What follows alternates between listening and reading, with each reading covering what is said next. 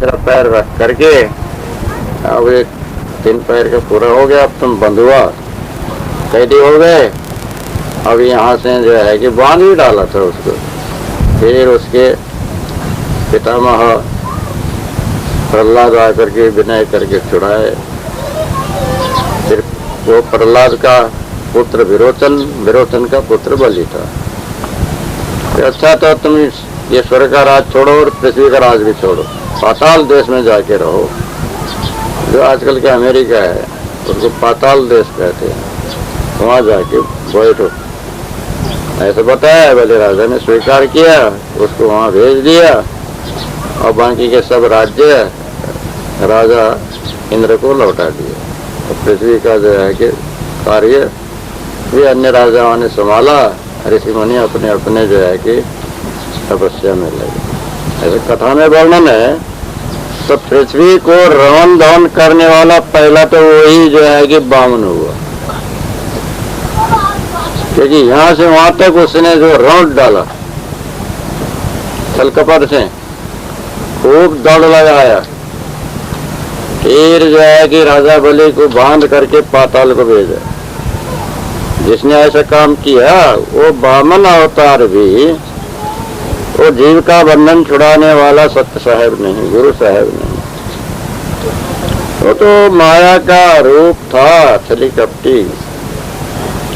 इससे जो है कि जीव का बंधन किया, उसी का बंधन नहीं छूटा तो दूसरे का बंधन छूटेगा। तो ऐसी भ्रांति में नहीं रहना, इससे अलग होना। नहीं बलि राजा सो मारल रारी, नहीं हरना कुछ बदल पछारी। 500 पर सदगुरु श्री कबीर साहब कहते हैं, राजा बलि, अब यहाँ एक है वानर का राजा बाली, जो सुग्रीव का बड़ा भाई, बड़ा बलवान था कहते हैं।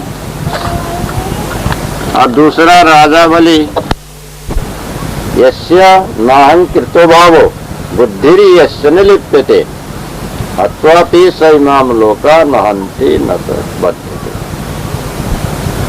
जिसकी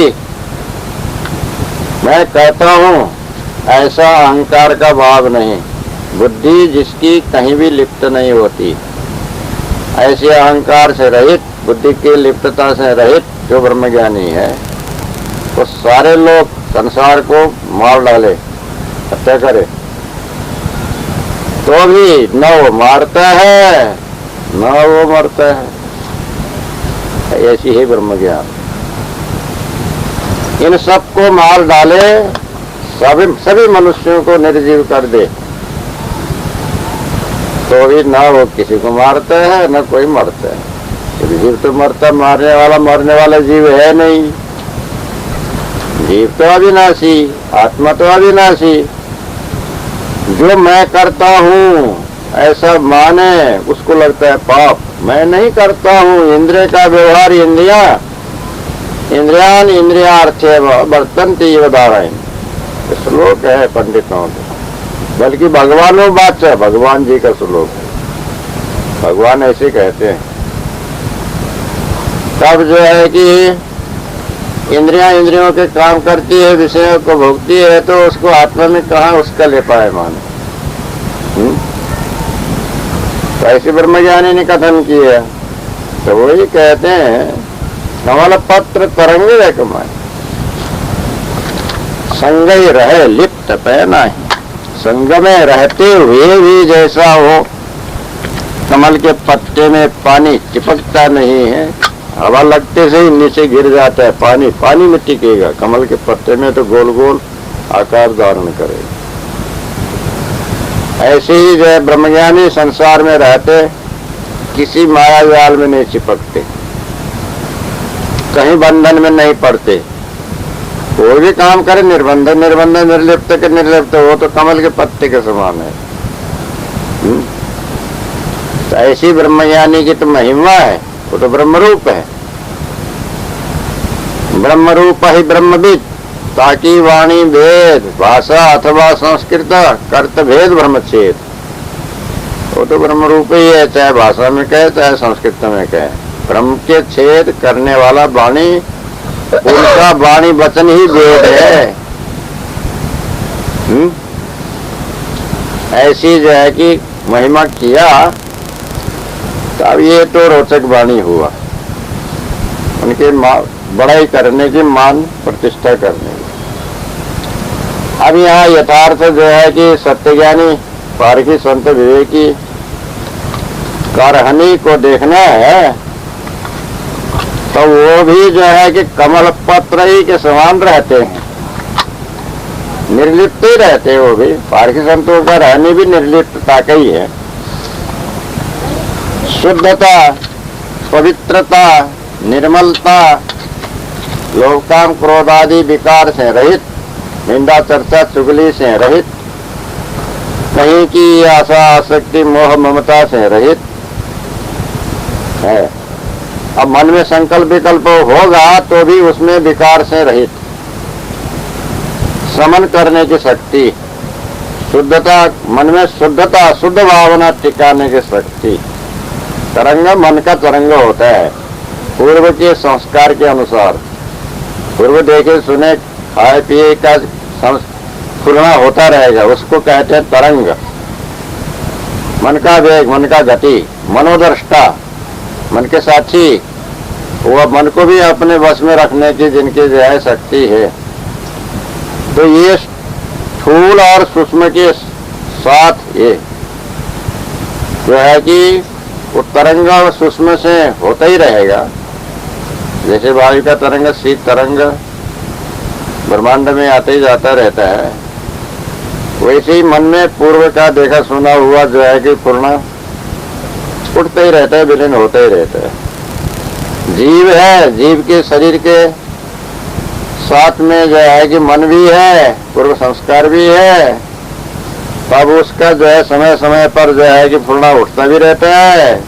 वो एक साथ ही जो है कि अपने स्थूल सूक्ष्म के साथ में रहते हैं। संग ही रहे, संग तो रहते ही हैं, परंतु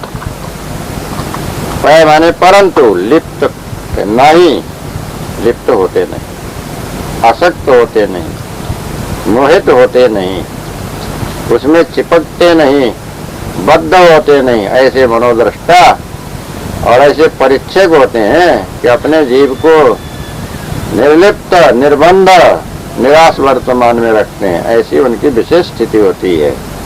ऐसी स्थिति जो बनाएगा सो इसी मनुष्य जीवन में पार उतर जाएगा, अपने स्वरूपस्थ होके फिर उसको जन्म लेना नहीं पड़ेगा। ऐसा जो है जो बनाए उसको धन्यवाद है। ऐसी स्थिति बनाना चाहिए, ऐसा कबीर साहब संकेत कर रहे हैं। आज उस अंड में रही अगणित अंड न कोई कही तीन चौपाई। और इसमें जो है कि गुरु लोग कह रहे हैं, आज जैसे घास है, धान है, और भी जो है बहुत से पौधे हैं जो गोलाकार जो है पृथ्वी से निकलते हैं, उसको जो ऊपर आते हैं तो प्रत्येक में जो है कि रात्रि की ठंडी के आकर्षण से ऊपर ओस ओस जल कण बूंद सब घासों के ऊपर दिखाई देता है सवेरे सवेरे। प्रत्येक घास में, प्रत्येक धान के पौधे में वो नीचे का पानी सब ऊपर आकर के बूंदाकार गोल गोलाकार जो है कि सब धान की खेती में देखो, धान के ऊपर ऊपर गोलाकार पानी पानी का बूंद है। घास के ऊपर ऊपर देखो सब जो है कि ओस बूंद, ओस तो ऊपर से टपकती है, और जहाँ जो है खेतों में पानी है और जो है कि वहाँ पर वो पानी ही बिल्कुल उसके डंठी से ऊपर आकर के जो है बूंदाकार में दिखाई देता है। तो आस ओस अंडमा रही, जैसे आस घास में, ओस के रूप कैसा, अंड कहे गोलाकार, गोलाकार रूप में उसमें घासों में जो है कि ओस रहता है, देखने में आता है। अब जैसे जैसे सूर्य उदय होता है, धूप ताप बढ़ता जाता है, तैसे तैसे वो सूखता जाता है वायु के वेग से और सूर्य के ताप से, फिर वो विलीन होता जाता है, भाप उड़ते हुए सूखना शुरू होता है। अगणित अंडन कोई कहे अब वो घास है और जो है कि धान के पौधे हैं, अब कितने हैं तो कोई गन सकता है, वो तो अगणित है। असंख्य अगणित ऐसे अंडाकार कोषों को कौन गिनेगा? कोई नहीं गिन सकता, कोई कह नहीं सकते कि कितने जो है कि ओस है, कितना धान का जो पौधे, कितने जो है कि वो बूंद है, वो कहा नहीं जा सकता। इसी प्रकार ये तो हुआ बाहर का दृष्टांत। सिद्धांत में तो जो है कि आस कहते आश्रय से, आश्रय कई आधार, किसके आधार हो? ब्रह्म के। जगदिष्ठान, जगदाधिष्ठान, जगत कर्ता, जगत के जो है कि आधार स्तंभ, उसके आश्रय से, उसके आशा से, उसके भरोसा से, उसके जो है कि आधार में कोष रूप माया और जितना विस्तार है, ये वही ब्रह्मांड में सब रहते हैं। ब्रह्म के अंड ब्रह्मांड, ब्रह्म का ये ब्रह्म परमात्मा परमेश्वर, उसका अंडा कहिए गोलाकार, गोल परिधि में, जैसे भूगोल पृथ्वी गोलाकार में है, खगोल आकाश के जितने पिंड है सब गोलाकार में। जितने जब परमाणु से लेकर के, परमाणु भी गोल, परश्रेणु गोल, अणु गोल, तो ऐसे सारा गोल ही गोल मिलक करके जो है कि सब चीज की निर्माण होती है। तो बड़े बड़े पदार्थ भी वास्तव में फिर गोलाकार ही रहते हैं। इसलिए अंड, एक अंड ओंकार है, ओंकार को भी एक अंडाकार में कहते हैं। तब वो जो है कि पर ब्रह्म के आश्रय में जितने जो चीज है वो अंडाकार में ही रहते हैं, गोलाकार में ही रहते हैं। अब वो ब्रह्मांड अंड में रहते हैं तो ब्रह्मांड में रहते हैं, वो ब्रह्मांड के अंतर्गत ही पिंडांड है। तब वो अंड कितने हैं तो अगणित है। पिंड कितने हैं ब्रह्मांड में तो अगणित। अनंत ताराएं, सूर्य चंद्र और जो है कि तारागणों का समूह, 27 नक्षत्र, और ये पृथ्वी भी एक जो है कि उसी का जो है कि ग्रह के समान ही है, एक नक्षत्र के समान है। पृथ्वी है छोटी, तो भी जो है कि जिसको हम ऊपर जो है तारा कहते हैं, उसी के जो है श्रेणी में ये भी है। क्योंकि वैज्ञानिकों ने कहा चंद्रलोक में जाने पर पृथ्वी में भी वैसी तारा सरी की चमक था। चमक किस लिए था? तो ये महासागर है, वो महासागर में सूर्य का प्रकाश प्रतिबिंब पड़ता है, वो प्रतिबिंब पड़ करके चमक करके उलट करके जो है प्रतिबिंब ऊपर जाके दिखाई देता है, नीली, इतना प्रकाश था कि यहाँ रहने वाले को नहीं दिखता है। दूर में चंद्रमा से जो है कि देखो तो पृथ्वी में जो है कि नीला नीला प्रकाश दिखता है। कैसे दिखता है? सूर्य का लाइट सीधा जो है कि उसमें आता है, किसमें? समुद्र के पानी में। आधा भाग में अंधकार, आधा भाग में तो प्रकाश है ना। और जो है तिगुना ज्यादा जल का विस्तार है समुद्र का। अब वहां सीधा सूर्य का जो है कि लाइट पड़ा तो अब उसका ज्योति तो उलट करके एकदम से ऊपर तक चला जाता है। अब वो नीलाकार प्रकाश जो है कि ऊपर से दिखता है। इससे जो है कि ये भी एक जो है कि खाली ब्रह्मांड में जो है कि एक ग्रह रूप से है। तो ऐसे अगणित अंडा असंख्य जो है कि तेज पुंजमय जो है कि तारागण और पृथ्वी सहित संसार में विराट पुरुष के जो है कि देह में स्थित है। अब कौन कह सकता है कितना है? अनंत कोटि ब्रह्मांड का नायक कहते हैं ईश्वरवादी। एक कोटि नहीं, अनंत कोटि ब्रह्मांड का नायक कौन है? वो परमेश्वर है। उसको बनाने वाला, चलाने वाला, व्यवस्था करने वाला, और जो है कि समय पड़े तो प्रलय भी करने वाला। तो ऐसे अनंत कोटि ब्रह्मांड है, कोई नहीं कह सकता है कि कहाँ कैसी व्यवस्था है। तब वो उसी के आश्रय में है, उसी के आधार में है। वही रचना करता है, वही व्यवस्था करता है, वही विलय करता है। जहाँ जैसा जरूरत है वही करता है। करता धरता हरता वही है। कौन है? वही ब्रह्मा, परमात्मा, भगवान, अल्लाह, खुदा। जो कुछ नाम रखो, अपने जैसा अच्छा लगे वैसा नाम धर दो उसका।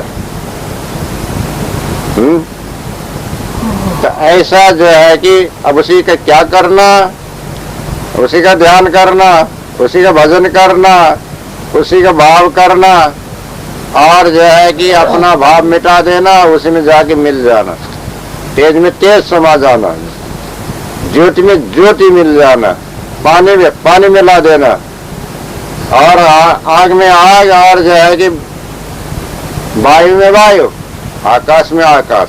ऐसे ही जीव को ब्रह्म में ले जाके मिला देना, अलग रखना ही नहीं।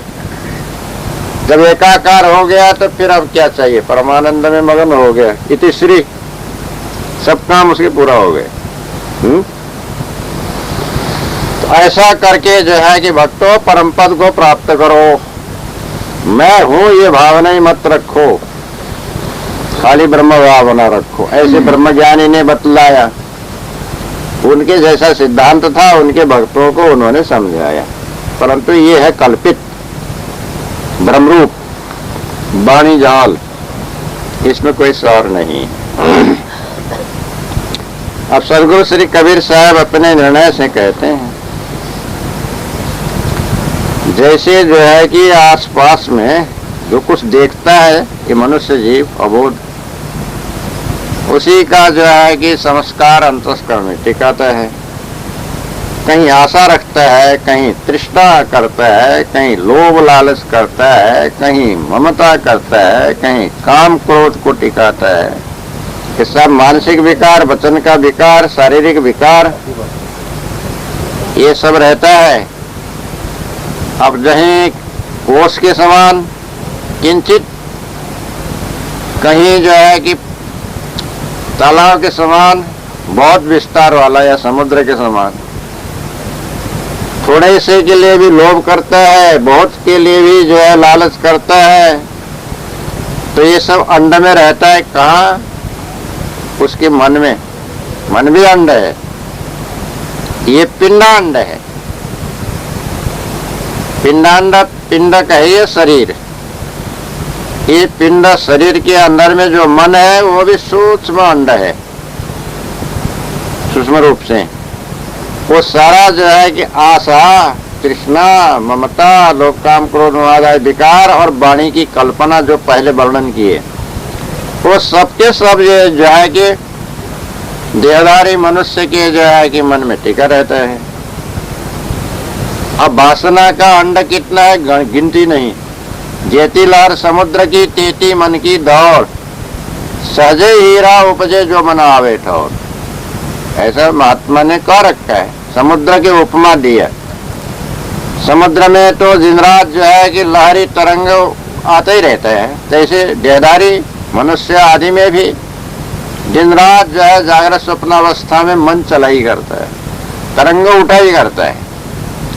जितना जो है कि आप जो है अगर मन शांत स्थिर होए तो अपने जो है कि वो सुखी होता है, हीरा उत्पन्न होता है, बोध प्राप्त करता है।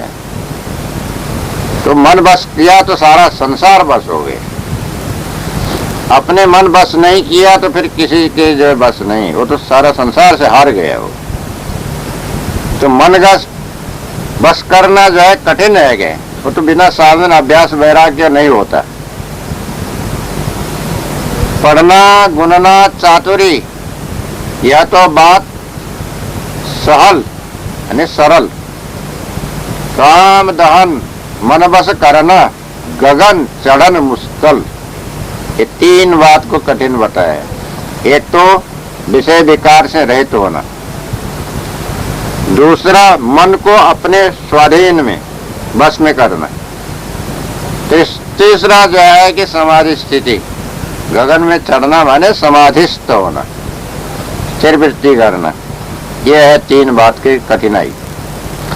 अब ये तो साधन से, अभ्यास से, बोध से, विवेक से किया जाता है, झटपट नहीं हो जाता है, लगा रहे तो कभी न कभी जो है कि कर पाएगा। तो ऐसी बात है। तो अगणित अंड है, अनंत वासनाएं हैं, वो कितना जो है मन में कितने वासना संस्कार भरी है ये नहीं कह सकते। चारों खानियों में जाने का जितना संस्कार है यही मनुष्य जन्म में बनता है और मिटाने का भी यही होता है। तब जो है कि अनंत पूर्णाएं होती रहती है। अब विवेकी जन उसको हटाते हैं, शांत करते हैं, नया संस्कार नहीं टिकाते हैं, पुराना को भी जो है कि हटा देते हैं। ऐसे करते करते जो है कि अपने बनाते हैं और अबोधी जन उसी को बढ़ाते जाते हैं और अपने जीव को बंधन में डालते जाते हैं, जकड़ते जाते हैं, इसलिए वो छूट नहीं पाते। तो जिज्ञासुओं, सज्जनों, संतों, अपने जो है कि मन के परीक्षक बनो, आशा तृष्णाओं को मिटाओ,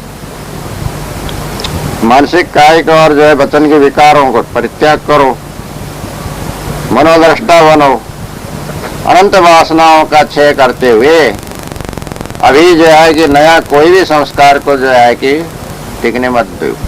ऐसे स्वरूप स्थिति करके अपने जीवन कल्याण अपने सत्पुरुषार्थ द्वारा इसी जन्म में कर लो, ये समझाए हैं।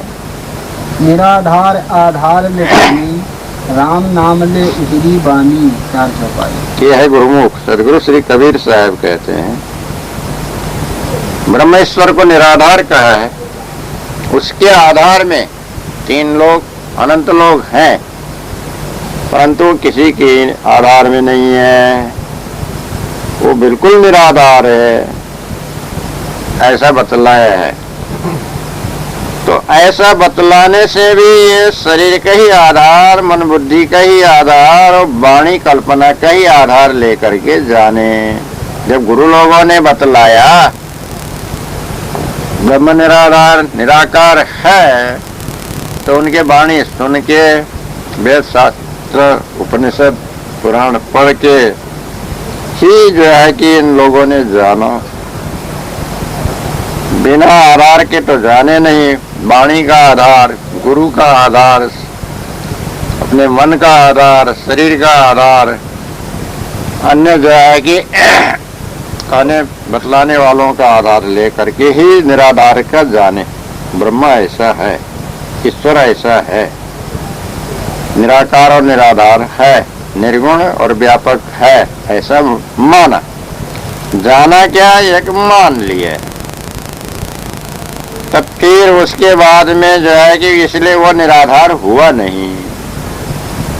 यदि निराधार कहना है तो मुक्त जीव होगा निराधार। बद्ध जीव तो एक ही एक आधार में बने ही रहेंगे। देहधारी जीव है, वास्तव में जीव के सत्ता से ही, जीव के आधार से ही जो है कि शरीर है, मन है, शरीर आदि के आधार से नहीं है।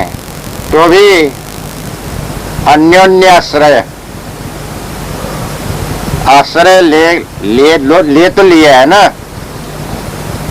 इससे जो है कि बिल्कुल निराधार अवस्था तो जब विदेह मुक्ति, जिस समय में चित्त बुद्धि मन अहंकार सूक्ष्म स्थूल का संबंध नहीं रहेगा, उस समय में वास्तविक निराधार कहा जा सकता है और होता है। अभी तो जो है कि किसी प्रकार शरीर का आधार है ही है, वो तो प्रत्यक्ष ही है, उसमें क्या कहना है। लिया है उसी ने आश्रय, बिना शरीर के कोई कार्य होता नहीं है, सुख दुख होता नहीं है, ये सब शरीर के संबंध में होता है बंधन। तब ये है तो निराधार का जो है कि आधार लेकर के जाना। और राम नाम ले उतरी बानी, राम और नाम को ले करके सब वाणी उच्चारण किए। पहले कहते हैं राम है, राम राम ऐसा उच्चारण करके तब दूसरा वाणी कहते हैं। कौन? भक्त लोग। सबसे पहले राम, और ब्रह्मज्ञानी सन्यासी लोग ओम, किसी से मिलते से ही ओम उच्चारण करेंगे और बातचीत पीछे। ओम ओम बोलना ही उनका नमस्कार है। आए सामने में ओम कह दिया, दूसरे ने भी ओम कह दिया, क्यों नहीं? दो तृप्त हो गए। खाने पर डकार होता है कि नहीं? दोनों मिलने पर तृप्त हो गए, डकारने लगे। तब उनके शिष्टाचार वही है, हाथ उठा के नमस्कार नहीं करेंगे, मुंह से ओम ओम करेंगे। ओम ओम कहीं ध्यान लगाना तो उनके जो है कि नियम है। तो राम नाम का उच्चारण करके वाणी से फिर और कार्य करते हैं उपासक लोग। अब शिव शिव का नाम उच्चारण करके जो है कि शिव भक्त लोग, हरि हरि या विष्णु विष्णु उच्चारण करके जो है कि वैष्णव लोग, ब्रह्म ब्रह्म उच्चारण करके जो है कि ब्राह्मण लोग, या तो जो है कि अपने नारायण नारायण उच्चारण करते हैं। ऐसी उच्चारण करके वो सब कार्य करते हैं। तो उनमें ऐसे ही जो है कि रीति रिवाज नियम चला आ रहा है। तो आपने से भिन्न माना हुआ तो अनुमान कल्पना ही होता है। तो इसको परख करके जान लेना चाहिए। अथवा सदगुरु कबीर साहब कहते हैं निराधार वैसे वास्तव में जो है कि किसी के आधार में कोई जड़ भी नहीं है। जड़ भी अपने गुरुत्वाकर्षण शक्ति, स्नेहाकर्षण शक्ति, रसायनाकर्षण शक्ति और जो है कि केशाकर्षण शक्ति, शक्ति से परमाणु से लेकर के पृथ्वी और जो है कि सूर्य चंद्र तारागण सब के सब अपने शक्ति से अपने अपने जगह में टिके हैं। और परमाणु भी अपने शक्ति से अपने जगह में टिका है और कार्य बनाता रहता है। और चैतन्य भी अपनी ही शक्ति से अपने स्वरूप में स्थित है। चैतन्य की शक्ति से ही शरीर का सारा जो है कि बनना चलना होता है। तो निराधार तो जो है कि जब बड़े बड़े जो है कि स्थूल पिंड निराधार में है तो मुक्त जीव के लिए क्या आधार की क्या जरूरत है? मुक्त तो स्वयं भी निराधार में रहता ही है। उसको पृथ्वी जल अग्नि वायु आकाश के आधार की कोई जरूरत नहीं। अपने स्वरूप में अटल अचल निराधार रहता है। तो ऐसी निराधार स्थिति को भी अभी जो है कि शरीर के संबंध में ही जाना जाता है, माना जाता है, समझा जाता है, बुझा जाता है, परीक्षा किया जाता है, ठहराया जाता है। कि शरीर का आधार से ही सब जानने में आता है।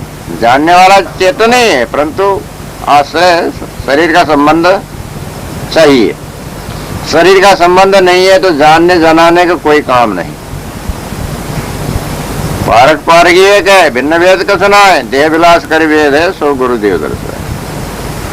पारक कहो या पारगी तो एक होते हुए भी शरीर के साथ में परखाना जब तक है पारगी नाम होता है। अपने स्वरूप मात्र में स्थित है। किसी को समझाना बुझाना मार्गदर्शन करना नहीं, पारक मात्र होता, वहां पारकी नहीं होता। मुक्त स्थिति में पारक मात्र, शरीर सहित किसी को समझावे बोध देने तो पारकी। इतना फर्क है। ये गुरु ने जो है कि निर्णय करके दर्शाया है, पारकी गुरु ने। ऐसे ही निराधार को भी आधार लेकर ही जाना गया, जाना जाता है। बिना आधार के वो निराधार भी जानने में नहीं आता। उसके लिए भी परीक्षा करना पड़ता है। परीक्षा करने के लिए साधन लगता है, आधार लगता है। तो इसी आधार के भीतर में बंधन मुक्ति हानि लाभ सबका जो है परीक्षा करके जाना गया है। जानने में आता है राम नाम ले उतरी बानी, तो राम कहिए रामैया राम चेतन का स्वरूप, नाम कहिए उसी का स्वरूप का बोध। स्वरूप का बोध लेकर के जिन्होंने यथार्थ निर्णय की वाणी उच्चारण किया वो तो जो है कि अपने भी किसी के बंधन में नहीं पड़ते, किसी को भी बंधन में नहीं डालते। स्वरूप बोध प्राप्त करके उच्चारण किया हुआ वाणी निर्बंध होता है, निर्मल होता है, शुद्ध होता है, पवित्र होता है, वो सबको जो है हित करने वाला होता है। और जो है कि स्वरूप ज्ञान से रहित के वाणी मलिन होता है। तो इसलिए स्वरूप, अपने चैतन्य स्वरूप का जो बोध है, पारक बोध, उसको पहले ले, फिर सत्य को धारण करो, विचारशील, दया, धैर्य, विवेक, गुरु भक्ति, वैराग्य को धारण करके ऐसी वाणी बोलो जिससे सुनने वाले का भी जो है कि समझ ठीक हो, उनका मन भी जो है कि शांत शीतल हो जाए और तुम्हारे मन भी जो है ठीक रहे। ऐसी सत्यवाणी बोलो। तो ऐसे इस प्रकार से जो है कि मनुष्य जीवन में आप तरो और दूसरे को तारो, ये सदगुरु बतलाते हैं। धर्म कहे सब पानी आही, जाति के मन पानी आही, 5 चौपाई। अब इसमें सदगुरु श्री कबीर साहब कहते हैं, धर्मशास्त्र में ऐसा कहा है कि ये सब पानी से उत्पन्न हुआ है, संसार का मूल अधिष्ठान पानी है। अब जाति का ये सिद्धांत, सभी के सिद्धांत में भी पानी ही है, वाणी ही है, पानी कहिए वाणी। तो इसमें जो है कि धर्मशास्त्र में मुख्य धर्मशास्त्र मनुस्मृति है।